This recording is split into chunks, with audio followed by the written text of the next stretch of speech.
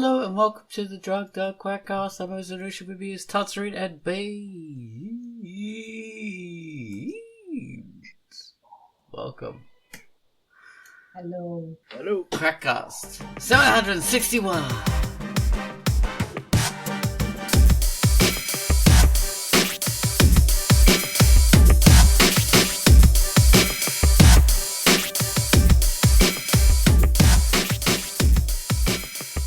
This is us, Ozen Ocean, Tarts and Babes, and today we're talking about forensic science, or forensic kind of evidence in fiction, and the way it's depicted, and, like wrongly exaggerated the importance of it.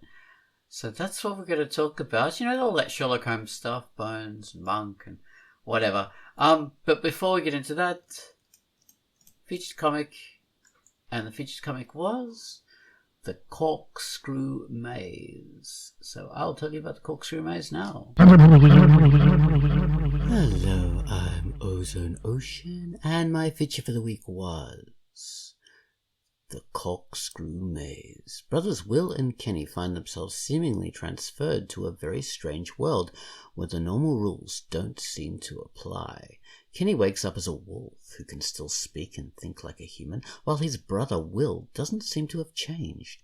They encounter a weird wizard lady who has the form of an iguana. She seems to offer helpful advice, but unfortunately, she's not that helpful. And to all intents and purposes, Will and Kenny are stuck in this dream world of open green fields and talking animals till they can find a way out again. The art appears to be all pen and ink and coloured pencils, so it has a very unique look in this world of digital art that's really something to appreciate. The story is a comedy, transportation fantasy, what we now popularly call isekai, after the Japanese fad for that style, but it has more in common with the earlier European takes on the theme, like, C.S. Lewis with his Narnia books, George MacDonald with his amazing fairy stories. It's a very long tradition of stories about being transported to fairylands or weird places. So yeah, it just didn't start with isekai. Anyway, it's cool. Have a read of it and enjoy the pen and ink artwork. Okay, and coloured pencils and stuff for a good change. The Corkscrew Maze by Stella Riptide, rated M for mature. That was the featured comic, Corkscrew Maze. Okay, so now we've got the Gumwallace music. I'll have to pick one this week again. And I picked Fox Academy. This is a mysterious detective sound. Detective music. That's what it sounds like to me, so that's why I picked it, because it fits with the topic. This is from 2015, so enjoy Fox Academy.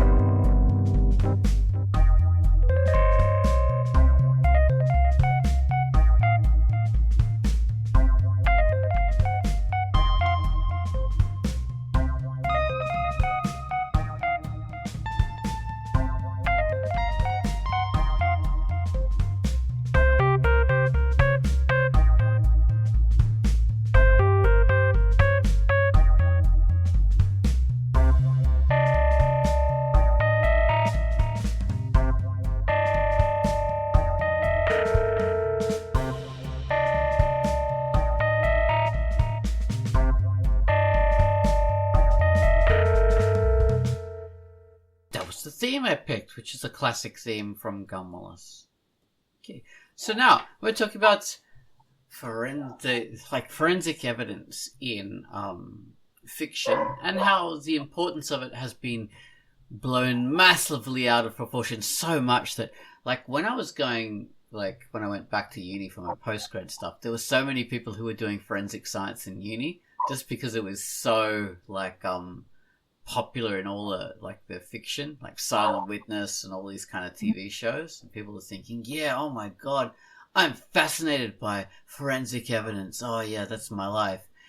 And it's fiction. Fiction is what has inspired you guys. Like, the reality isn't as exciting and not as important as fiction pretends it is.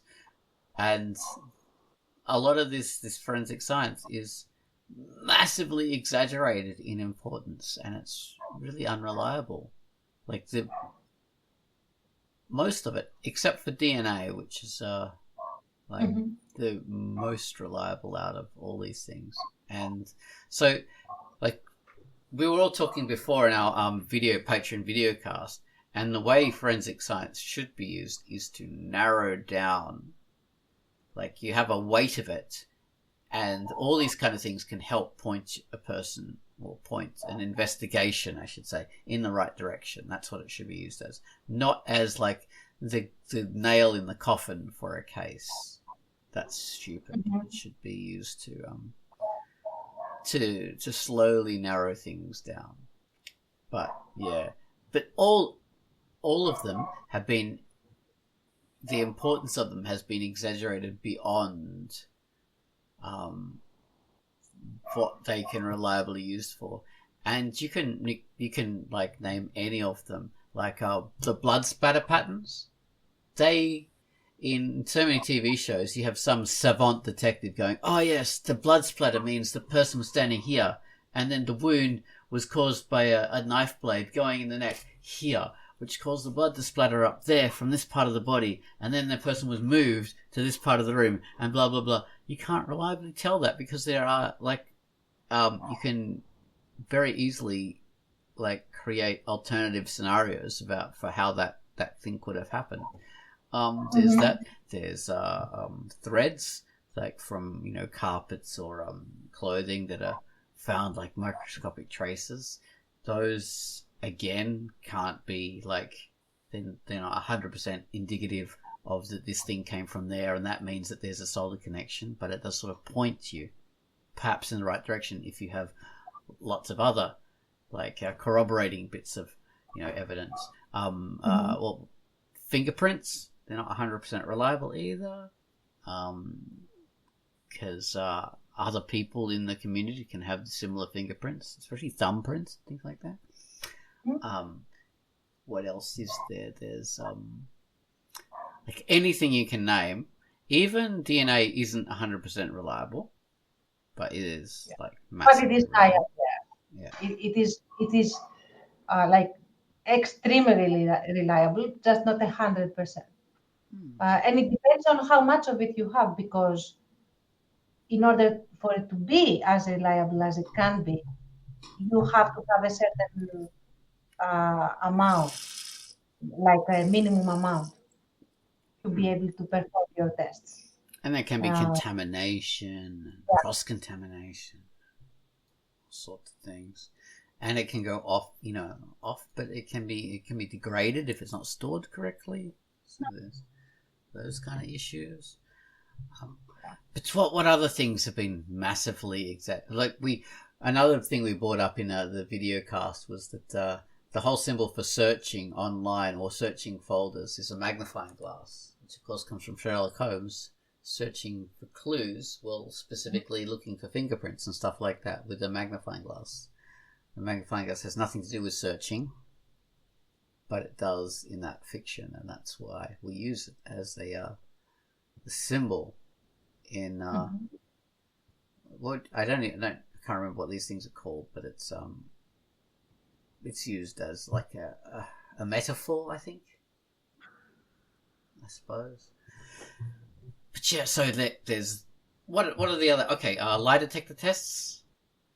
They're more of a placebo, but because those are not reliable at all, like not at all, and everyone knows it except the one who takes the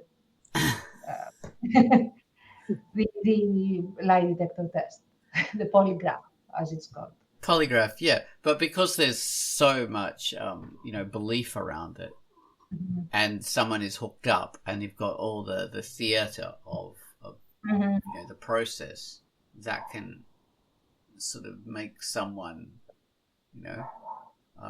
be more prone to indicating they're lying or telling the truth. So there's that. There's a show called Lie to Me where, oh my god, it's Tim Roth. He's a massively amazing, incredible actor in this stupid TV series about detecting how someone's lying from their facial expressions and micro expressions and tics and all this. And it's so dumb because you can't do that. It's so stupid. I have to say, like, because, polygraph, lie detection and all of that is, in a sense, to a point at least, derived from psychometrics of various sorts. What a polygraph will reliably detect is how nervous you are. That's all it detects. But how nervous you are is not. It can correlate with potentially, being nervous because you are guilty, but you can be nervous just because you are being given a polygraph, for example. Just because you're in a police station. Yeah, or because the entire situation itself is stressful. For example, if you are involved, because polygraphs, usually they are given for like murders and stuff. So you have gone through trauma. So your stress levels are going to be through the roof anyway. Yeah, the person could have had a bereavement in the family unrelated to their thing, or they could have, crashed their car or whatever, had a stressful morning. Exactly. What facial reconstructions? Like when they reconstruct someone from a skull and create a face? No, that's not freaking like the TV series Bones is full of like garbage like that. Yeah. You can't reliably reconstruct the face unless you have. I mean, you can't reliably do that, but you can get a little bit more of a closer version of someone's face if they haven't been dead, for a long time, and the other people in their family, or the kind of, if the people in their community are relatively like they're not really very diverse, so that can also help you be a bit better. But of course, people's faces have all kinds of things that does not show up on the bone. The one thing I would say, like, I would trust a facial reconstruction the more the skull is fleshy, in the sense that if it has cartilage and some stuff, kind of face, where the fat deposits are on the face and stuff, if it has the cartilage, okay, it's probably going to be closer to the person's features. But up to that, like not more than that. No, because you can't tell how wide someone's nose is, how far the nostrils spread from anything to do with the bones.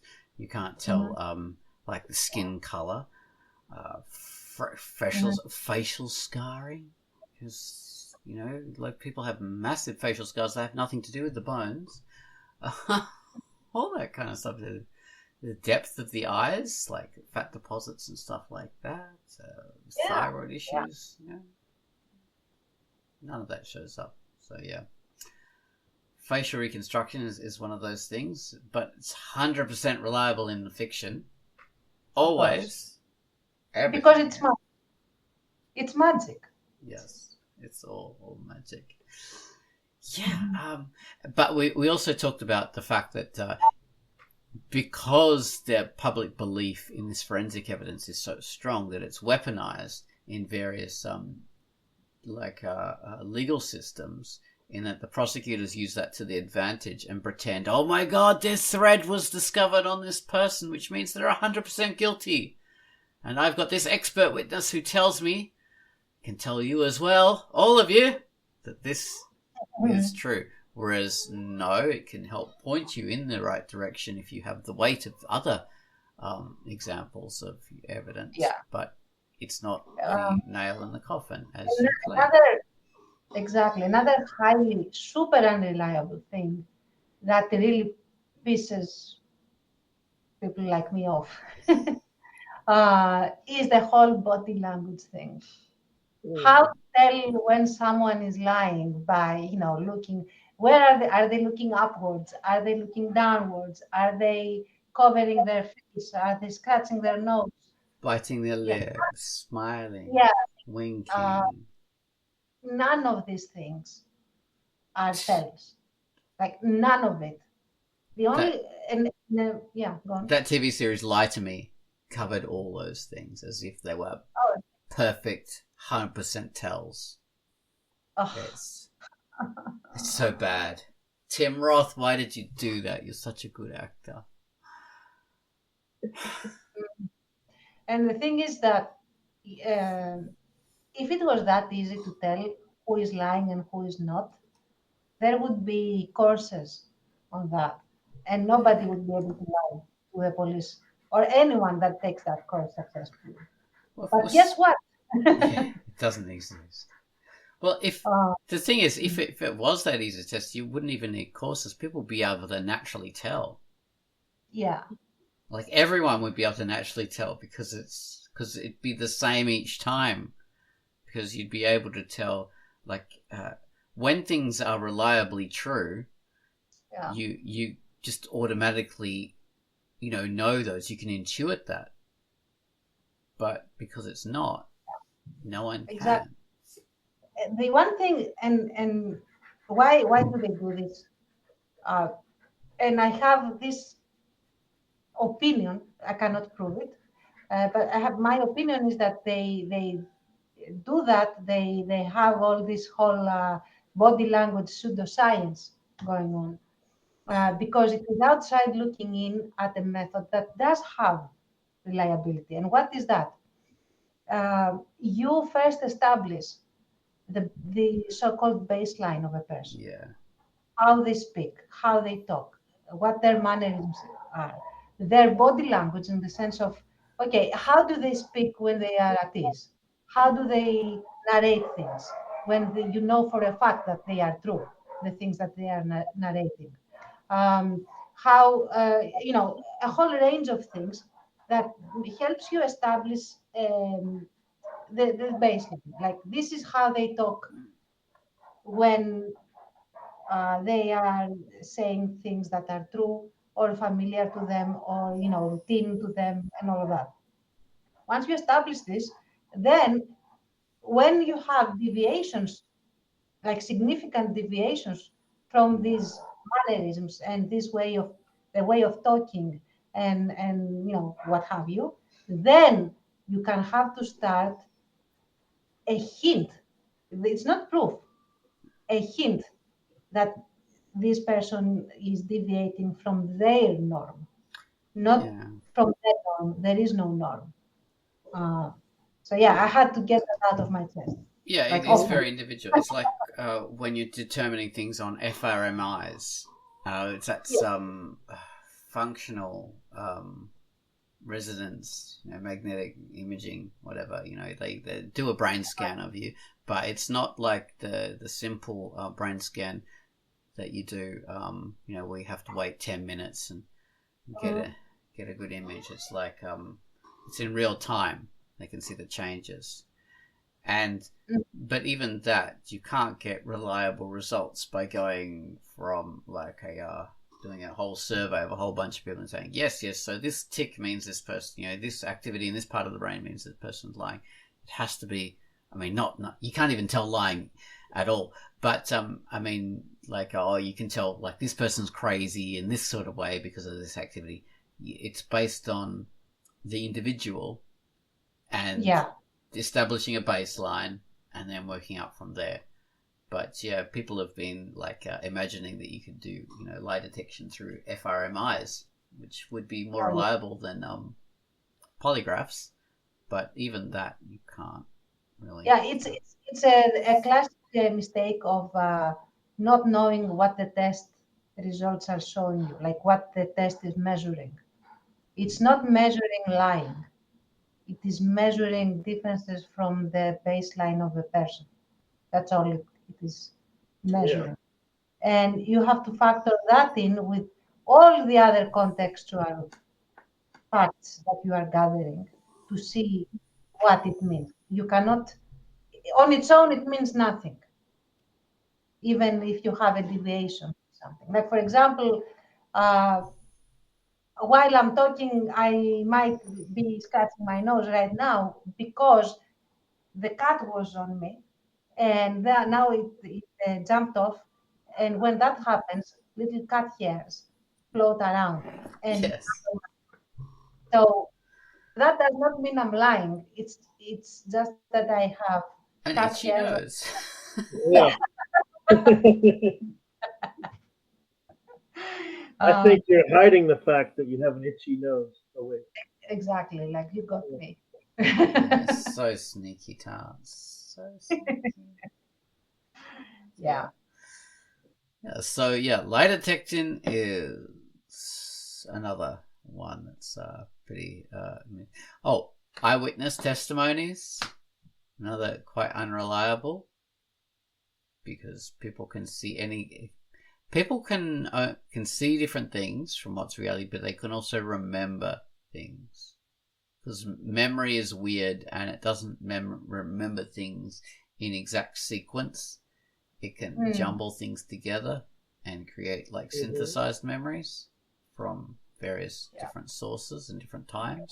So and the danger in this is that if you are not trained, or if you are malicious as an interrogator, you can basically guide a witness to tell you what they think you want to hear, if they are motivated that way. And a lot of people are, because they want approval from authority. And that is not something that they will know consciously. They will have a need to perform, to deliver for the detective, or the cop, or whoever it is that is doing the interrogation. So if the person performing the questioning does not guard for this, and there are methods to do that, then they can basically get this person to testify to anything. Yeah. And false testimony, in spite of their wish to actually say the truth. They will not be lying. You are gently pushing them to think that this is what they remember. Yeah, exactly. Yes, that's exactly what I saw, which was not. So you need to have skill. It's a common It's not the. Unfortunately, it's a technique that people do deliberately use. So, that's why, especially when you interrogate the children, you have to have an extremely well-trained professional to do it. And you have to have peers watching this, so that you have to have guarantees that you are not guiding the kid to verify whatever you want. Because it is extremely easy to have a kid verify anything and everything. If you know what. It's kind of it's happened, right? Famously, kids have been browbeaten or led into false accusations of people, or false statements about things, and it comes out later that the interrogation was kind of tainted by the way it was done. That's why it's quite dodgy with that the whole celebrity case with Michael Jackson. It had very much overtones of that but I won't get into that, because that's not for us to judge right or wrong. But we don't know. We don't really know. It did have overtones of that. That's all I can say. And unless we see the entire case and all of that, you cannot tell. But there were a lot of things, let's say, I would ask before drawing a conclusion. So what other ones? Handwriting. That's absolutely complete bullshit. Although people do still use that as absolute proof that this person wrote it. One of my favorite ones that's always brought up, like always, no matter what the fiction is the killer was right-handed, so you couldn't have done it. Like, oh my God, and they do that by they're throwing a ball to someone, and then they catch it automatically in their right hand or their left hand, and they go, "Ha-ha! It was you all along!" Yeah. and there are people that might be right-handed in writing and left-handed in catching stuff. That doesn't actually happen. Or actually, I'm right-handed normally, but my left-handed is my stabbing hand. So. Exactly. And I shoot with my feet, so you can't tell either way. So, yeah, the general idea is that there is no one smoking gun situation where you can immediately close a case out of just a single piece of evidence, even if it is DNA, because maybe it can be explained why it is there. I mean, assuming that it is a correctly detected that some person's DNA is on something, it's not necessarily enough evidence to convict anyone of anything. So. Yeah, you need to build a case that actually it guides people in the right position. It's not like, aha, your DNA is showing up in our database and it matches this exact DNA. That's not what they do. Well, I'm not a forensic detective or whatever, so I can't actually say that, but I don't think that's what they do. I think what happens is, from what I've read and stuff like that, it shows up. So then they go and investigate and find out more information about that person, where they were at that time, even cold cases. And they go, oh, yes, okay. So can you account for where you were between this such and such date? And then they might investigate other things that corroborate that. When the person says, oh, no, I was never in this place. Okay, so, credit card receipts or whatever, or, logs and of this and that. Point to the fact that you were there, so you committed these crimes in 1997. Yeah, exactly, and it's incredible how sometimes, you need the DNA in order to know who to investigate, and then when you investigate this person, you find more evidence that they were there, they had opportunity, they could do XYZ things, or they went out of their way to do something else,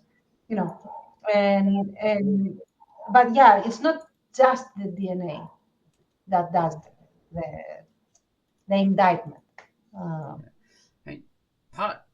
think part of the problem with this whole genre of the expert detective, like Monk or High Potential or any of those kind of shows, is that like Sherlock Holmes was like the progenitor of all this, or what's his name, Edgar Allan Poe and the Rue Morgue and all that kind of stuff.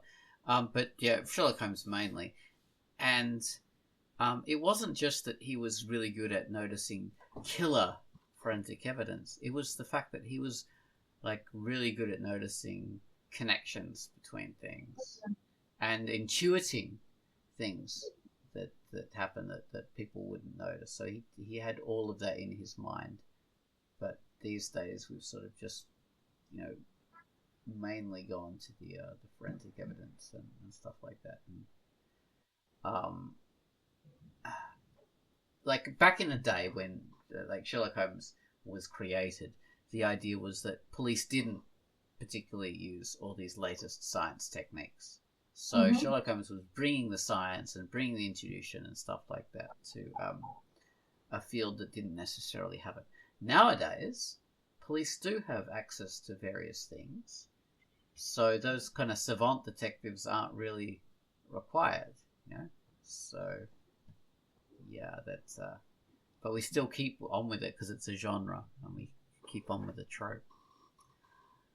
Exactly. In some respects, it's quite outdated. But, we have exaggerated the importance of forensic evidence in ways that it shouldn't be. And I think that, on that thing that you mentioned, there are a lot of detectives that are very sloppy, and they just want an easy answer to things, and they don't double check, or they roll with whatever it is that looks on the surface to stick enough. and don't care any further. So yeah, in these cases, you would get some, genius detective or some just simply more conscientious detective telling them, no, no, look, this is not supported by that, or whatever. Yeah, um, that is a lot more realistic than, aha, I am the only person that makes this connection, that sort of thing. Yeah, Mhm. yeah, true. True. Yes. I mean, so, but what's your perspective on it, Baines? Because so you've been involved with the police quite a bit with all the, the heists you commit, and. Well, thank you for bringing this up. This whole podcast is actually just a big hour-long It's an effort. intervention, Baines. Yeah, well, it's to establish that we didn't do anything. Never, can't prove nothing.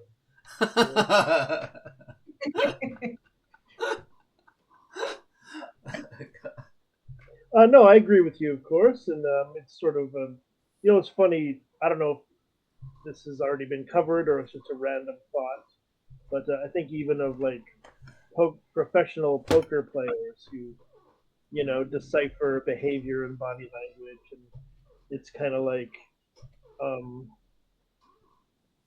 okay, you see all these behaviors, and then you have to decide, okay, is this person doing this behavior unconsciously, or are they doing it on purpose to throw me off? But even then, it's kind of like you have to know that player long term, even in that specific context. Like you like knowing the person and sort of watching a bunch of hands that they play is very important. And then, of course, you add in the odds of the cards and like what you have and how much money and like it's like high level math and stuff like that. These decisions, but the human behavior part of it is interesting because they'd say, well, this person's very kind of loose all the time, so just because they're doing this or that or throwing their chips in casually doesn't mean what it would mean with a different player. Although Exactly. with amateur players, apparently, I mean, seemingly pretty it's pretty effective. Like they're pretty effective at just reading how amateur players play. Yeah, because they don't have the skill or the experience to hide Yeah. what they're doing. And it's not detecting lies as much as what Tance said earlier. It's detecting nervousness or detecting the change in behavior. Oh, suddenly they're all locked up and they're serious, whereas we've been playing for hours and they've been pretty relaxed. Now they're all tight and they're tense. So I'm going to fold because they probably have a great hand. Yeah. That combined with whatever they do at the table. Yeah, and if you have seen them tense up, in the previous hours, and then they have this amazing hand, and then maybe you should fold this time as well. Exactly. Yeah. If you've seen a few of their hands, they've shown a few times, and you can remember. Yeah. But it also helps if you remember, if you are experienced enough to remember the deck, because then you can tell if they are even using your ability to read them against you, because they might be tense and not have any cards. Exactly. Yeah. Um, Like that's part of like, is this a behavior they're putting on, or is this an actual? exactly. Like someone who sighs is a tell for amateurs. Someone will like put in the chips and sigh, like a dejected sigh.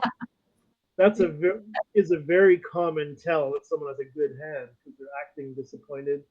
So they want everyone to think it, but it's like, oh, maybe they're purposely doing a sigh, so I think they're strong, but they're actually, weak. You never know for sure. I love the ones in fiction. I don't know whether that happens in reality, but they spend the entire like weekend or the entire series of games constructing fake tells.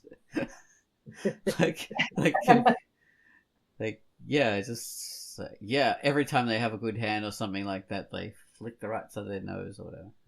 They do it every single time, and then it becomes a tell to people. And then suddenly, when they actually do have a really, really good hand, then they use that as the fake. Yeah. Okay, right. Yeah. You know, a movie where they did this really well, like more than they had to, considering the type of movie, was Maverick with Mel Gibson, if you have seen that. Oh yeah, I Um, love that. I was just yeah, thinking about it. Yeah, such a yeah, funny movie. where he said, I'm going to lose the entire day, like I'm going to lose at cards with you. And, or, you know, I'm going to lose for an hour or 2 hours. I don't know. Yeah, I think it was an hour, and he just sits there and loses for an hour, and he watches the other thing. Yeah, and then he just, you know, takes the pants off them because Yeah, he knows how they play. And so, you know, it's not the game of luck to an experienced player like him. So he can tell what they have. yeah, So yeah, that was and then he explains like, yeah, I didn't do that just because I like losing money. I invested in seeing how you yeah. so yeah. But for writing, since you know, web comics, creating characters and stuff, um, and going back to the whole interrogating a guilty person, the guilty person 9 times out of 10 is going to tell on themselves. Hmm. And I have that, I have seen that consistently every time I have been in court. And I have been in court a lot of times, either because I am involved in cases or because I had to watch cases for, you know, the activism and stuff. And what I have seen is that they will, for like, instead of doing the smart thing and shut up and say, no, this never happened, you know, for something that they are accused of, that would be normally a he said, she said thing. Uh, they try to explain away. Yeah, yes, it happened, but it didn't happen that way. Like, for example, we were waiting for our trial case to come because in the Greek system, you don't have one case per day. You have a roster of like 20 cases, like technically 40 cases, but only 20 get at best uh, their day on the docket. But so we were waiting for our case to come in, and the case before us was a woman, like a divorced woman, accusing her ex of basically beating her up as she went to take her stuff from the house. And instead, like, what would be the normal thing for him to say? I never beat her. I never laid my hands on her, ever. Yeah. Right?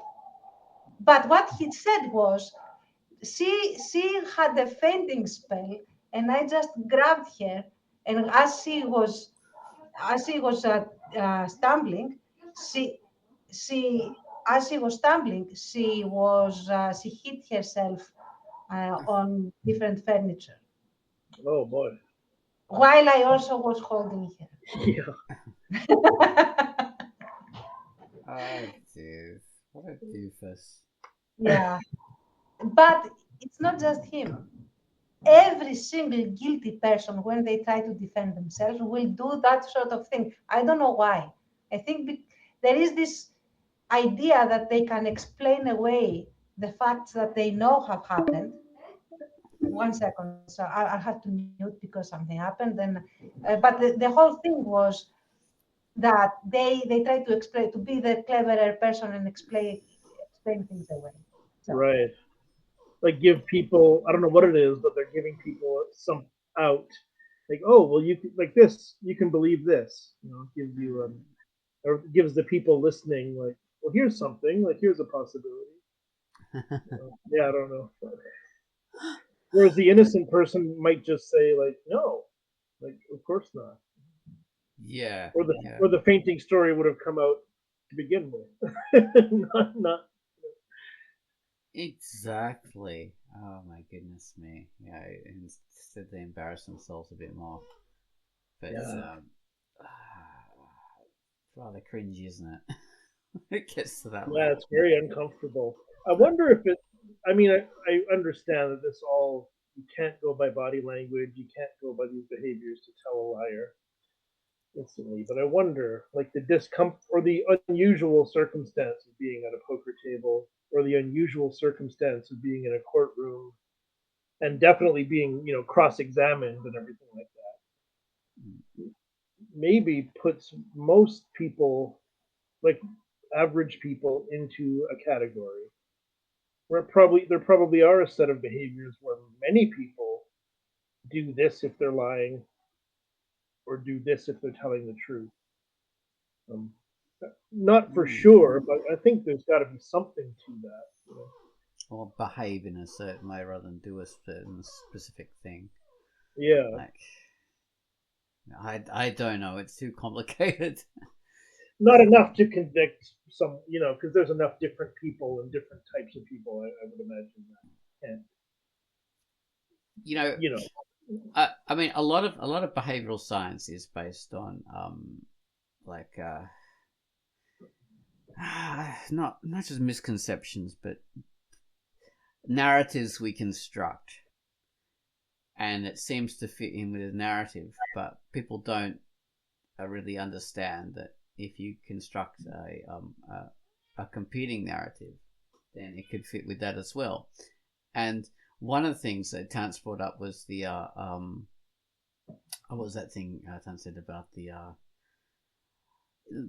Maverick investing in the game because he's going to be winning later, and that was for the longest time, and it's still believed, the idea that as children, if you're a child who like there's this marshmallow test, like if I think famously, if you give a child a marshmallow and now speak quietly, little marshmallow. If you give the child a marshmallow and they eat it right, they can eat it right away, or if they wait a bit, they might get a second marshmallow, and then they have two marshmallows to eat. And I'm explaining it badly, but that's the sort of idea behind the marshmallow test. And that means if the child can wait, that indicates success in later life, because then they're prepared to accept things like they can like invest in something in order for it to pay off big later on. Like they will go to university or something like that to get a better job. They can So that's a good indicator. Delayed gratification. Delayed gratification, yeah. But people, and that was just taken as like gospel for like decades and decades. But then people actually did thought of, okay, there could be another explanation for this, and it turned out that all these children they studied actually came from that did the delayed gratification thing with the marshmallows, actually came from really good homes, like homes in that they didn't have a bunch of siblings who were really poor, which meant that they could delay the gratification, like for a marshmallow or something like that, and not have the marshmallow stolen. Like if they came from a family where they were poor, then it was likely that someone else would take the marshmallow. You couldn't like leave it and set it aside. And in later life, because they came from these poor households, they weren't as likely to go on to be, very successful and study at university, because they come from bad homes. So the whole test was flawed. So the delayed gratification thing is total bullshit, because it's based on a flawed premise. So because we actually are taught this very thoroughly, the delayed gratification thing, first of all, is a developmental issue. And what do I mean by this? Just like object permanence, like whether a baby, can understand that when an object that they see, and then you put the paper on in front of it so that they cannot see that object anymore, still continues to exist behind the paper and does not disappear. This is the concept of object permanence. They do not have that from the get-go. They develop it as they grow older. It is a natural development of humans. So, in the same way Right. Yeah, that's that, true. that you develop object permanence, or when a kid starts understanding that what they see in the mirror is themselves, that again is a developmental thing. They don't immediately recognize that the baby they see in the mirror is themselves, right? Um, so all of these little things are little developmental milestones that all humans go through. Absolutely all humans go through that. And the delayed gratification is another element of that thing that either develops naturally in the sense that when the kid has become very verbal, and what I mean by that is that you can communicate to them that, you know what, I'm going to leave this marshmallow here, and if you do not eat it, then I will give you 2 marshmallows. And then to discuss with the kid why 2 marshmallows are better than one. So you cannot skip that step. You have to explain to the kid that it's going to have, there are going to be better results if they wait. Uh, then you will have pretty much every kid display delayed gratification. If you don't explain it right, or if you have kids that are like, or if the kid doesn't trust you, that's a huge thing. The kid, you have to have already developed a rapport, Yeah. so that the kid will trust you. If the kid trusts you, then the kid is going to display delayed gratification because they trust that what you say will happen will happen. If they do Right. not trust you, the same kid that with the researchers they trust would display delayed gratification would not display delayed gratification. Right. I think They wouldn't the trust idea behind the study that a lot of people rely on for it, Oh. was the fact that it was done with these people from different backgrounds, and then Yeah, they looked at them as adults, and yeah, they looked at that that rather than yeah, that would be like hugely flawed and biased, as you very well said. Like they had all these other elements that informed their development and all that. exactly. They were Yeah, looking at that as a nature versus nurture idea. They yeah. got it slightly wrong. There's slightly this thing here.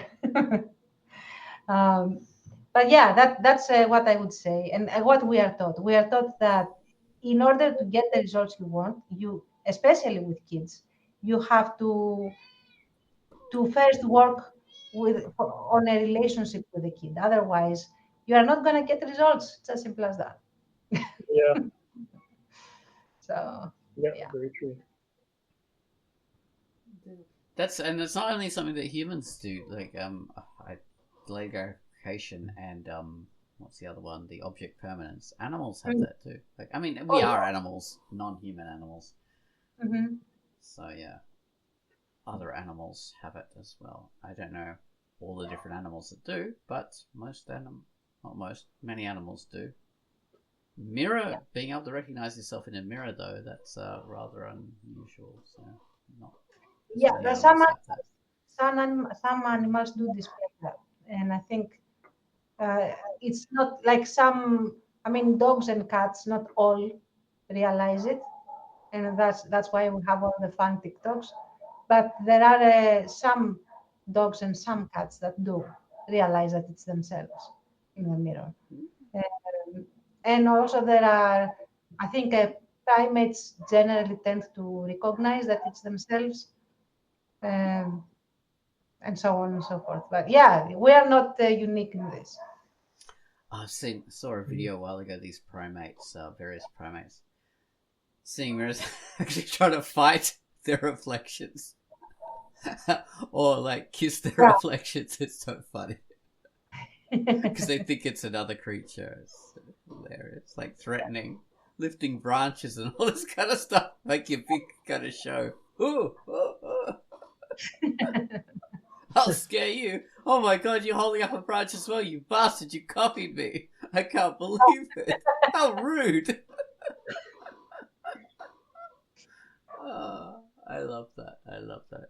Oh, we diverted slightly away from the topic of the... But, I mean, it's not really a diversion because forensic science is like that. It's based on, like, real scientific things that have their scientific value misconstrued and misused. So I'm not saying that the science is wrong, because you can look at the striations on a bullet. It's just that the importance of it has been exaggerated in that, oh my God, it's like a, fingerprint, the proverbial fingerprint or DNA. That's it's not as accurate. Yeah, and unfortunately, it's that the average person is taught by television to expect certain things.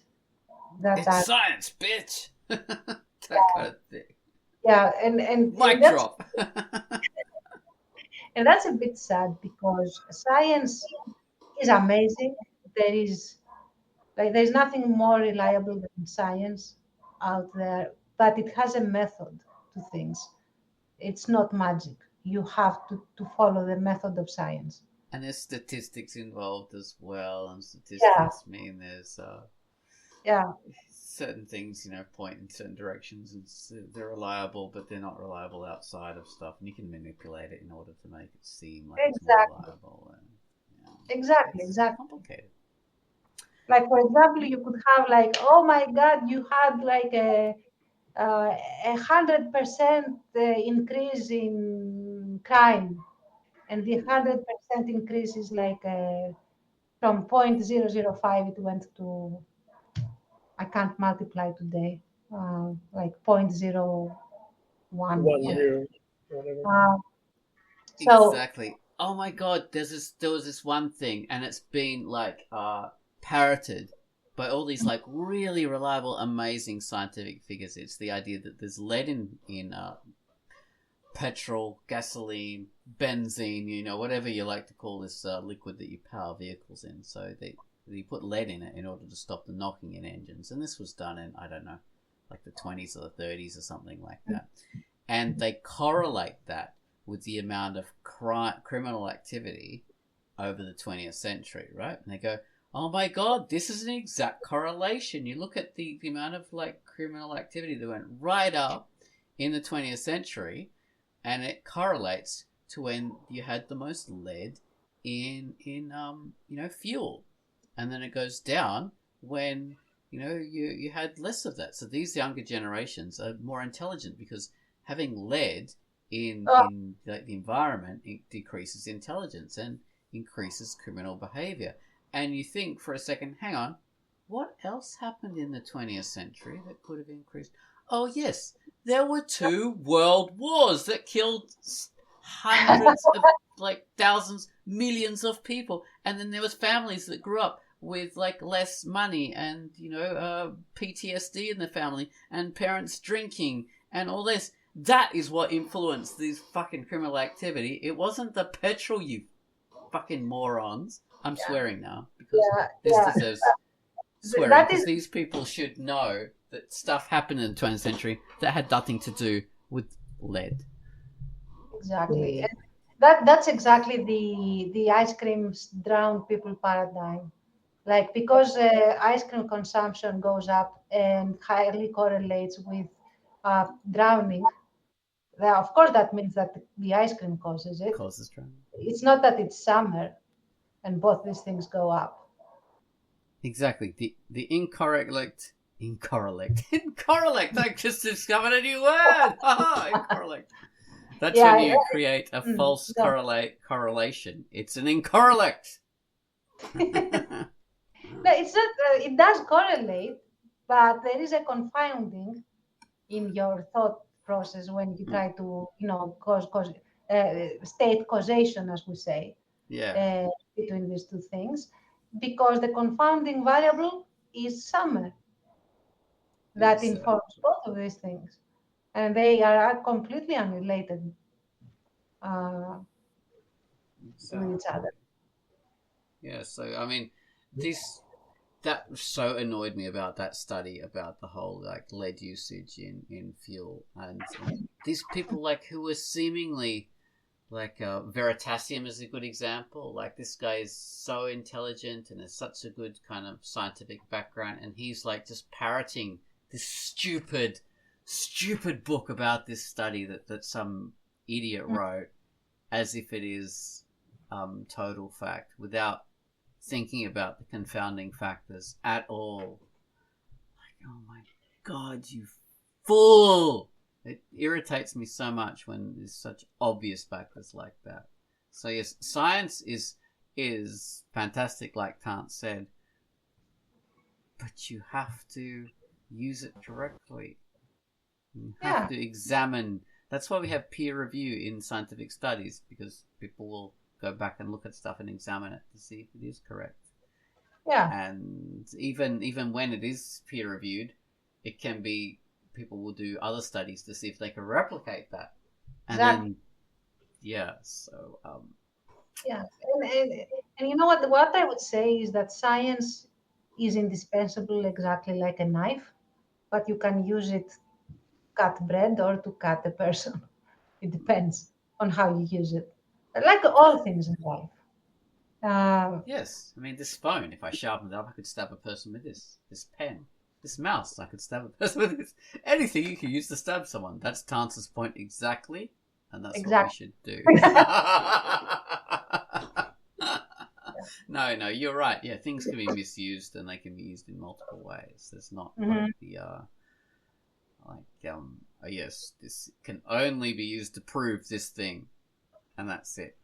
Yeah, the problem I think is that a lot of people. And that's the last thing I'm going to say because we should finish. Is that people try to treat science like they treat religion, in a sense. Like it has to be absolute. It has to have all the answers right now, and it can never amend the tenets that it teaches. And and that's why these idiots come and say, yeah, but scientists said this, and now they say this. So you can't rely on scientists. No, that's why you can rely on scientists, because they update the information. Science isn't based on a set of facts that we create and we rely upon. It's created on the best knowledge at the time that we have. It's very best. And then we update that and we create better versions. That's exactly what it's based on. So, yeah. And people who pretend to be scientists who use that wrong. Charlatans. Those are charlatans. Yes. We create polygraph tests. Okay. Well, yes, this has been the Quackcast number 761 when we look at forensic science. Yes, forensic cast. The forensic cast. Thank you very much. And at the end of this Quackcast, we pronounce you guilty, Baines. Sorry. No!